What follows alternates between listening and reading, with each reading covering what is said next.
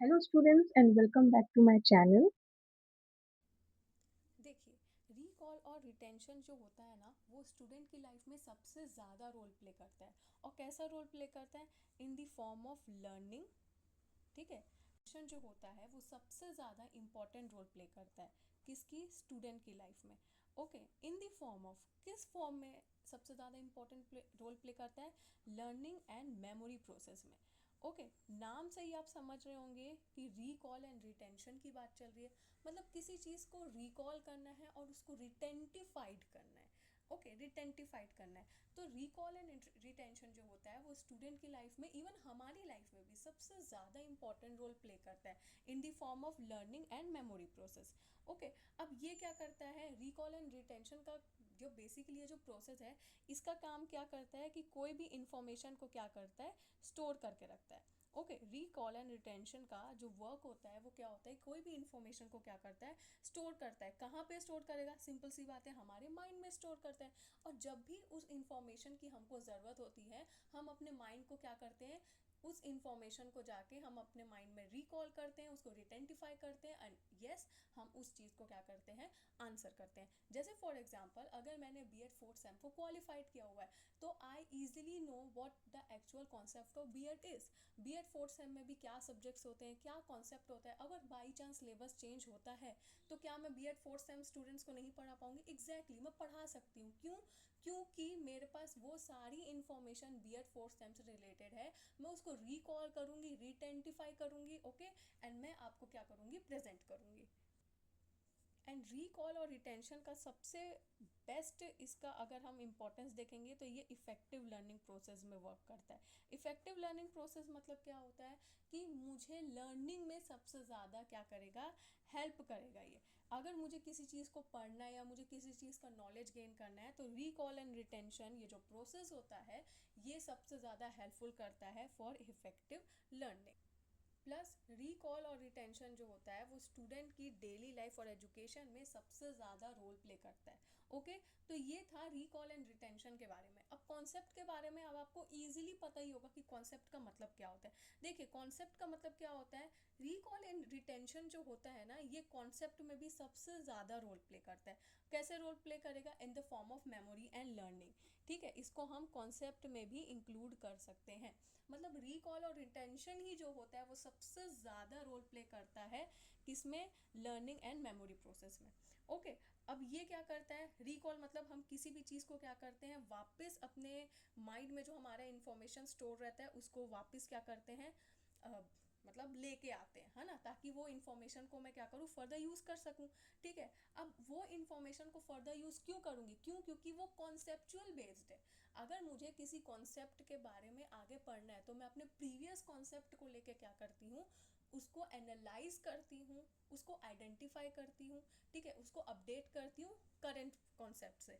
है ना, इसी का मतलब क्या होता है? कॉन्सेप्ट होता है। और ये जो कॉन्सेप्ट होता है वो हमारी लर्निंग, डेली लर्निंग में, ये देखो, ये जो मैंने समझाया ना कि स्टूडेंट की डेली लाइफ के लर्निंग में, ओके, और एजुकेशन में सबसे ज़्यादा रोल प्ले करता है। तो कॉन्सेप्ट का मतलब ही क्या होता है? Recall and retention.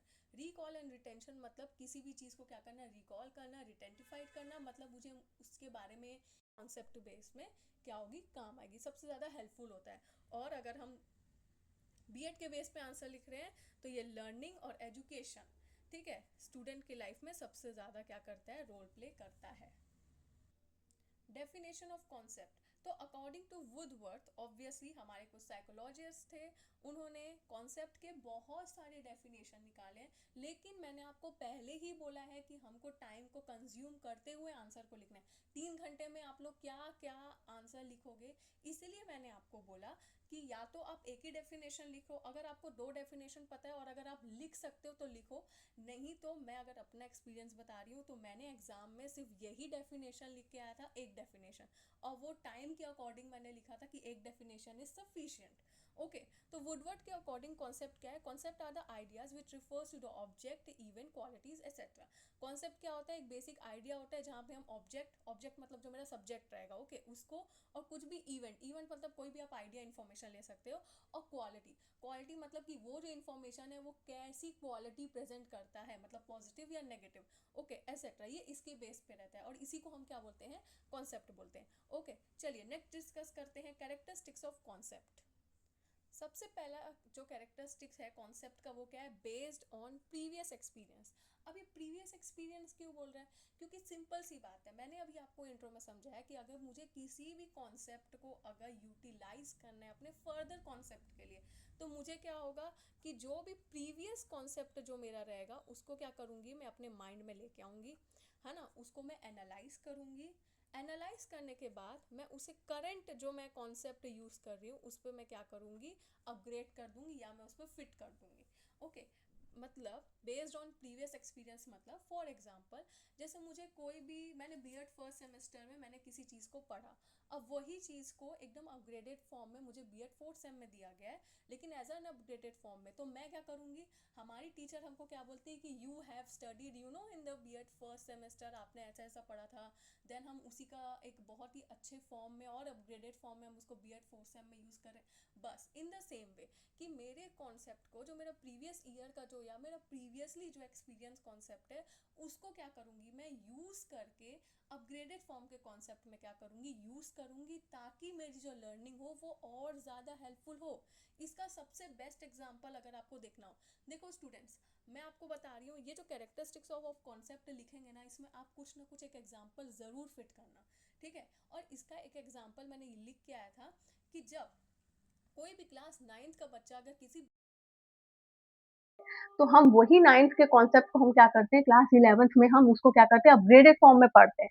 ठीक है, इसलिए स्टूडेंट को क्या बोला जाता है कि आप अपना बेसिक स्ट्रॉन्ग रखो, मतलब क्लास 9th और 10th को आप स्ट्रॉन्ग रखो, क्योंकि वही चीज हमारे 11th और 12th में काम आती है। And as a so on, ये जो एजुकेशन जो प्रोसेस है उसमें चलता रहता है। तो ये सबसे बेस्ट एग्जाम्पल दे सकते हो कि जो भी बेसिक इन्फॉर्मेशन, चाहे वो लाइफ साइंस से रिलेटेड हो, चाहे वो मैथ्स से रिलेटेड हो, चलो हम तो साइंस की बात करते हैं, ठीक है, जो भी अपग्रेडेड, जो भी मैंने बेसिक इन्फॉर्मेशन क्लास 9th में ली है, वही अपग्रेडेड फॉर्म में मैं क्या करती हूँ, फर्दर उसको अपने हायर एजुकेशन के लिए क्या करती हूँ, यूज करती हूँ। ओके, ये इसका सबसे बेस्ट एग्जाम्पल है। चलिए नेक्स्ट कैरेक्टरिस्टिक डिस्कस करेंगे, unclear to clear. Unclear to clear से ही आप समझ रहे होंगे कि कोई भी कॉन्सेप्ट, इसका बहुत सिंपल सा आपको एक्सप्लेनेशन लिखना है, ज्यादा कुछ मत लिखना। ठीक है, अगर बाई चांस मुझे कोई भी मेरा कॉन्सेप्ट क्लियर नहीं है, ओके, तो मैं क्या करूंगी, उसके बारे में उसको और इन्फॉर्मेशन सर्च करूंगी, कहीं ना कहीं टेक्नोलॉजी का यूज करके। आजकल तो बहुत सारी टेक्नोलॉजीज, एडवांस टेक्नोलॉजी आ गई है कि हम अपने कॉन्सेप्ट को क्लियर भी कर सकते हैं। बाई चांस अगर मेरा कोई कॉन्सेप्ट क्लियर नहीं है, तो मैं कोई भी ऐप से या कोई भी मतलब वेबसाइट में जाके अपने कॉन्सेप्ट को क्लियर कर सकती हूँ। बस वो यही बोलना चाह रहा है, अनक्लियर टू क्लियर कॉन्सेप्ट मतलब कि अगर जो भी कॉन्सेप्ट आपका क्लियर नहीं है, उसको हम इजीली क्या कर सकते हैं, कोई भी कॉन्सेप्ट का इंफॉर्मेशन हम इजीली कहीं भी जाके क्या करते हैं, अपना क्लियर कर सकते हैं। जरूरी नहीं है कि भाई अगर वो इंफॉर्मेशन मेरे को नहीं बताई हो, तो मेरा उसके बारे में वो कॉन्सेप्ट क्लियर होगा ही नहीं, नहीं ऐसा जरूरी नहीं है। मैं अगर वो चीज मेरा क्लियर नहीं हुआ है, तो मैं कहीं भी जाके एनालाइज करके, रिसर्च करके उसके बारे में अपना फंडा क्लियर कर सकती हूँ। दैट्स इट, इसका सिंपल सा मीनिंग यही था। ओके, नेक्स्ट है वैल्यू बेस्ड। अब वैल्यू बेस्ड का मतलब क्या होता है? सिंपल सी बात है यार, अगर आप किसी को कॉन्सेप्ट के बारे में समझा रहे हो, ओके, और अगर वो वैल्यू बेस्ड ही ना हो, वैल्यू बेस्ड का मतलब ना, इसको आप थोड़ा-सा पॉजिटिव वे में भी लेके चल सकते हो। अगर वो मॉरल बेस्ड नहीं है, ठीक है, कल्चरल बेस्ड नहीं है, सोसाइटी के कुछ नॉर्म्स को फॉलो नहीं करता है, या सोसाइटी वैल्यू बेस्ड नहीं है, ठीक है, तो वो कॉन्सेप्ट का मतलब एग्जिस्टेंट होगा ही नहीं। ठीक है, हमारा जो कॉन्सेप्ट होना चाहिए वो हमेशा वैल्यू बेस्ड होना चाहिए, मतलब या तो उसमें हमको कोई मॉरल वैल्यू मिल रही होगी, या कल्चरल वैल्यू मिल रही होगी, या सोशल वैल्यूज मिल रही होंगी। कुछ ना कुछ वैल्यू उससे मिलना चाहिए, तभी तो स्टूडेंट का फंडा क्लियर होगा, तभी तो स्टूडेंट का कॉन्सेप्ट क्लियर होगा। फंडा मतलब कॉन्सेप्ट ही होता है ना, तो आप थोड़ा कंफ्यूज मत होना। एंड प्लीज एग्जाम में जाके आप लोग फंडा मत लिख के आ जाना, कॉन्सेप्ट लिख के आना। कि ये मैं आपको समझाने के लिए बता रही हूँ कि जो भी हमारा कॉन्सेप्ट होना चाहिए वो वैल्यू बेस्ड होना चाहिए। ओके, लास्ट है सब्जेक्टिव। सब्जेक्टिव बेस्ड क्यों होना चाहिए? भाई अगर मैं आपको अपना, जैसे फॉर एग्जाम्पल मैं आपको ये सब्जेक्ट पढ़ा रही हूँ, असेसमेंट फॉर लर्निंग, ठीक है, और अगर असेसमेंट फॉर लर्निंग का अगर मेरे को कॉन्सेप्ट ही क्लियर नहीं है, ओके, तो क्या कुछ वैल्यू रहेगा मेरा आपको कॉन्सेप्ट को एक्सप्लेन करना? अगर इसका कॉन्सेप्ट ही मेरे को पता नहीं है तो आपको मैं कैसे बताऊँगी कि असेसमेंट फॉर लर्निंग का एक्चुअल में मतलब क्या है? बीएड 4th सेमेस्टर में हम असेसमेंट फॉर लर्निंग क्यों पढ़ रहे हैं? इसीलिए पढ़ रहे हैं, ठीक है? कि हम हर एक चीज़ को क्या करें, जान सकें। और अगर इसका मेरा कॉन्सेप्ट ही क्लियर नहीं है, मतलब मुझे अपने ही सब्जेक्ट पे कमांड नहीं है, मेरा अपने ही सब्जेक्ट का कॉन्सेप्ट क्लियर नहीं है, तो क्या मैं कॉन्फिडेंटली किसी भी चीज़ को एक्सप्लेन कर पाऊँगी क्या? नहीं कर पाऊँगी, ठीक है? और एक और चीज़, बहुत सारे आप लोग ने बुक में देखा होगा कि कैरेक्टरिस्टिक्स ऑफ कॉन्सेप्ट 6 से 7 दिया गया है। बाय माय पर्सनल एक्सपीरियंस मैं आपसे रिक्वेस्ट कर रही हूँ कि प्लीज़ इतना टाइम मत वेस्ट करना कि आप लोग 6 से 7 कैरेक्टरिस्टिक्स सीख रहे हो, आगे भी चीज़ों को हमको क्या करना है, कवर करना है। 4 कैरेक्टरिस्टिक्स इज़ सफिशिएंट ये कैरेक्टरिस्टिक्स के लिए, ठीक है? चलिए नेक्स्ट डिस्कस कर लेते हैं क्या-क्या फैक्टर्स इन्फ्लुएंस करते हैं कॉन्सेप्चुअल डेवलपमेंट के लिए।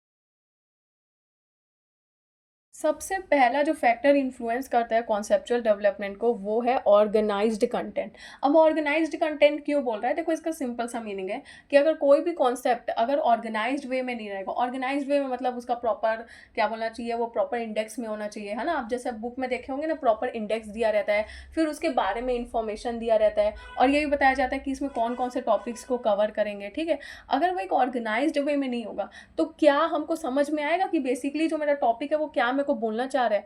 नहीं समझ में आएगा ना। एकदम अचानक से समझाने लग गया एडवांस वे में, तो क्या मेरे को कोई भी कॉन्सेप्ट समझ में आएगा क्या? नहीं समझ में आएगा। इसीलिए हमारा जो कॉन्सेप्ट होना चाहिए वो एक ऑर्गेनाइज्ड वे में होना चाहिए।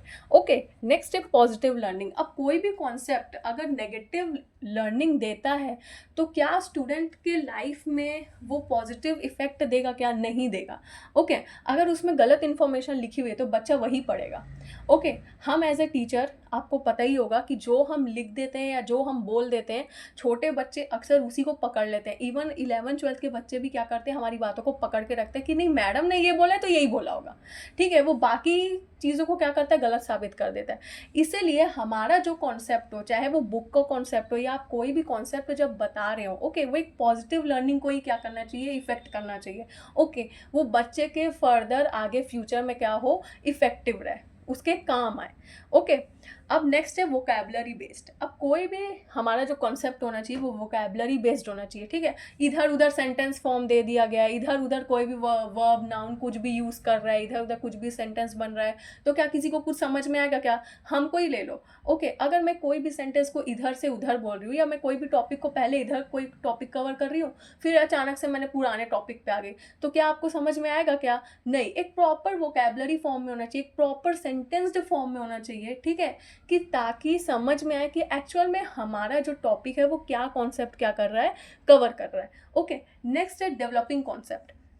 देखो, डेवलपिंग कॉन्सेप्ट मतलब आप इसको अपने ग्रोथ और डेवलपमेंट से मत लेना, मतलब हमारा ये होता है मेमोरी डेवलपमेंट, ठीक है। मेमोरी डेवलपमेंट का मतलब क्या होता है कि अगर वो जो कॉन्सेप्ट है, जो मैं इंफॉर्मेशन ले रही हूँ, वो मेरे आगे फर्दर मेरे स्टडीज़ के लिए इफेक्ट होना चाहिए, मेरे लर्निंग के लिए क्या होना चाहिए, इफेक्टिव होना चाहिए, ठीक है। और मतलब मेरा डेवलपमेंट हो, मेरी मेमोरी का डेवलपमेंट हो, ओके, मेरे एटीट्यूड, मेरे एप्टीट्यूड, जो भी हमारे जो भी सेंसर वगैरह जो भी होते हैं ना, ठीक है, मेरे पर्सनैलिटी डेवलपमेंट, कुछ भी डेवलपमेंट आप लोग ले लो, कोई भी डेवलपमेंट ले लो, वो सबके लिए क्या होना चाहिए, इफेक्टिव होना चाहिए। मेरा जो कॉन्सेप्ट है, मैं आपको जो भी कॉन्सेप्ट बता रही हूँ, आपको वो फर्दर हेल्प करना चाहिए आपकी पढ़ाई के लिए, जिससे आपका फर्दर ग्रोथ हो सके। ओके, ये होता है डेवलपिंग कॉन्सेप्ट। लास्ट है अकॉर्डिंग टू मेंटल एज। अब देखो, मेंटल एज की अगर बात करें तो ये चीज़ हमने पहले भी बीएड सेकेंड सेम और थर्ड सेम में पढ़ा ही हुआ है कि हम कोई भी कॉन्सेप्ट या कुछ भी चीज़ बच्चों को पढ़ाते हैं तो बच्चों के स्टूडेंट के लेवल के अकॉर्डिंग पढ़ाना चाहिए। ओके, अब अगर मैं क्लास नर्सरी को क्लास 8 के बारे में बताऊंगी तो छोटा बच्चा तो पढ़ नहीं पाएगा। ठीक है, चलो ये एग्जाम्पल गलत हो गया, थोड़ा सा एडवांस वे में जाते हैं। अगर मैं क्लास 9th के बच्चे को क्लास 11 का फंडा क्लियर मतलब फंडा पढ़ाऊंगी तो क्या उसको समझ में आएगा? क्या नहीं समझ में आएगा। तो हमारा जो कॉन्सेप्ट होता है वो बच्चों के मेंटल एज के अकॉर्डिंग क्या होता है, सेट होता है कि क्लास 9th के बच्चे को यही पढ़ाना है, क्लास 10th के बच्चे को थोड़ा एडवांस वे में पढ़ाना है, देन 11th और 12th को और एडवांस वे में पढ़ाना है, बेसिक कॉन्सेप्ट को पकड़ते हुए, है ना। तो ये है कुछ फैक्टर्स जो कॉन्सेप्चुअल डेवलपमेंट को क्या करते हैं, इन्फ्लुएंस करते हैं। और सबसे बेस्ट फैक्टर्स हैं, सबसे इजी फैक्टर्स हैं, एग्जाम में ये लिख के आना, बिल्कुल सही फैक्टर्स है, and you can also right it in your own words. Last जो हम एक टॉपिक डिस्कस कर लेते हैं कि कॉन्सेप्ट का तो फैक्टर समझ में आता है, क्या रिकॉल और रिटेंशन का भी फैक्टर्स इन्फ्लुएंस करते हैं लर्निंग पे? यस, बिल्कुल करते हैं। सबसे पहला होता है स्टूडेंट का कैपेबिलिटी। अब देखो, हर एक स्टूडेंट की अपनी अपनी क्या होती है, कैपेबिलिटी होती है। ठीक है, तो जो हमारा कॉन्सेप्ट जो लर्निंग के लिए बना होता है ना, वो स्टूडेंट के कैपेबिलिटी के अकॉर्डिंग बना रहता है। मतलब आप देखोगे कि उसमें आपको एक प्रॉपर इंट्रो दिया रहेगा किसी भी चैप्टर का, राइट। फिर उससे रिलेटेड कोई एक्टिविटी दी जाएगी या उसके बारे में कोई एक अच्छा सा एग्जाम्पल दिया जाएगा। वो जो एग्जाम्पल होता है वो थोड़ा सा जनरल नॉलेज के बेस पे भी क्या करके कोरिलेट करके या कहीं अच्छे से एग्जाम्पल, बहुत सारे एग्जाम्पल को सेट करके जो फर्दर उसके जनरल नॉलेज के लिए भी काम आए, है ना। ऐसा हम क्या करते हैं, कॉन्सेप्ट बनाते हैं। ठीक है, कि ताकि बच्चे को धीरे धीरे समझ में आए, है ना। उस एकदम से बच्चा, एक गधा बच्चा एकदम से तो नहीं समझ सकता है। उसके हर एक स्टूडेंट के कैपेबिलिटी के हिसाब से क्या करता है, वो इन्फॉर्मेशन को क्या करता है, बनाता है, ताकि उसके लिए लर्निंग क्या हो, इफेक्टिव हो। सिंपल से यही मतलब था उसका।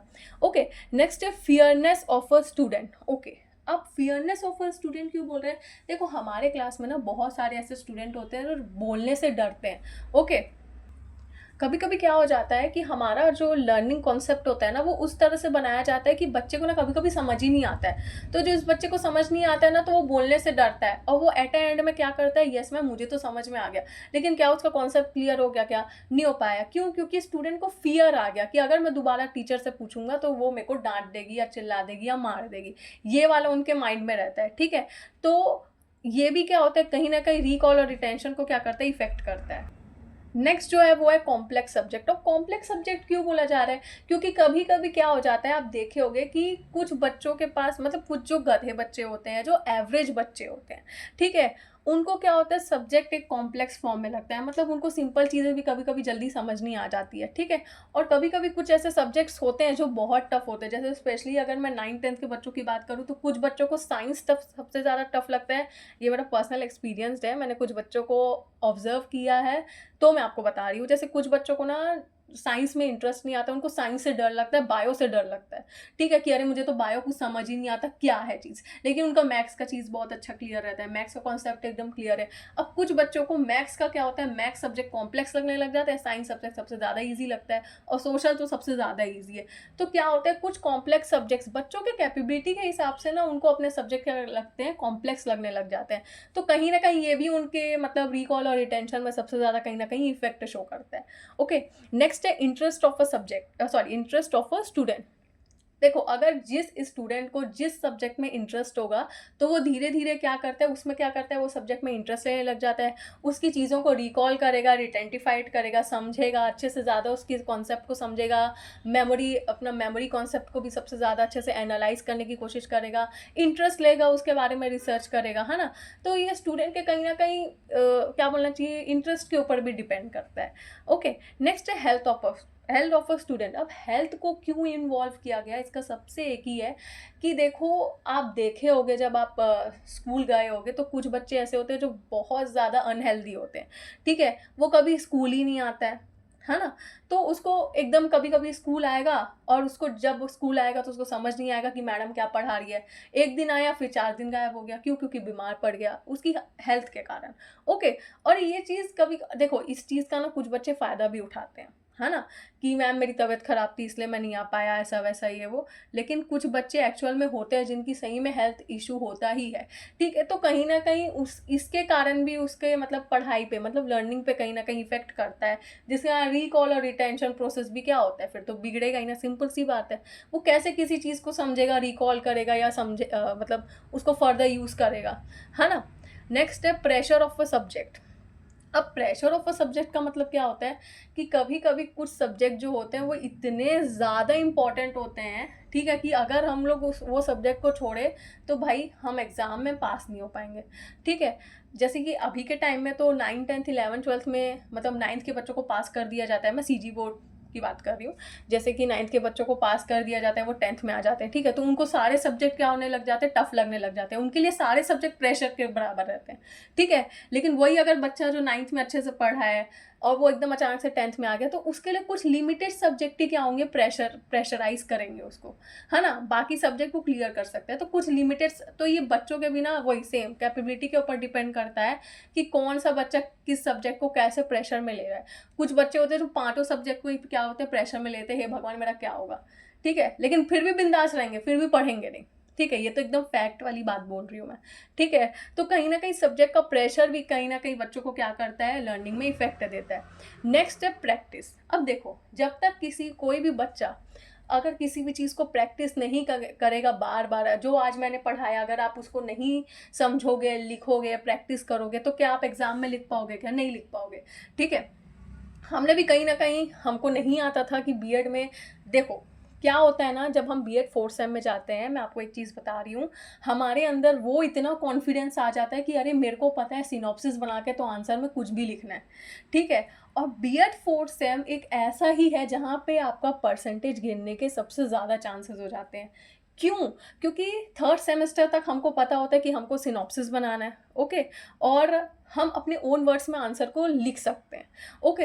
लेकिन क्या लिखना है, कैसे एग्ज़ाम्पल को सेट करना है, बच्चों के अभी की चीज़ों को लेके एग्ज़ाम्पल को सेट करना है, हम कभी-कभी क्या होता है फ्लो में लिखते-लिखते भूल जाते हैं, ओके? और बहुत अंदर एकदम टॉप लेवल का कॉन्फिडेंस आ जाता है कि नहीं मतलब मेरा 4th सेम तो हम लोग निकाल लेंगे, ओके? जिसको पास होना है वो तो समझ में आता है, लेकिन अगर थोड़ा तो आप परसेंटेज गेन करो, क्योंकि कहीं न कहीं आजकल जो जॉब निकल रही है, वो कहीं न कहीं परसेंटेज पे भी फ़ोकस कर रही है ना? ओवरऑल परसेंटेज पे भी फ़ोकस कर रही है। तो होता क्या है कि हमारा कॉन्फिडेंस इतना लेवल हाई हो जाता है, ठीक है? ये मेरे साथ भी हुआ है, मैं इसलिए बता रही हूँ।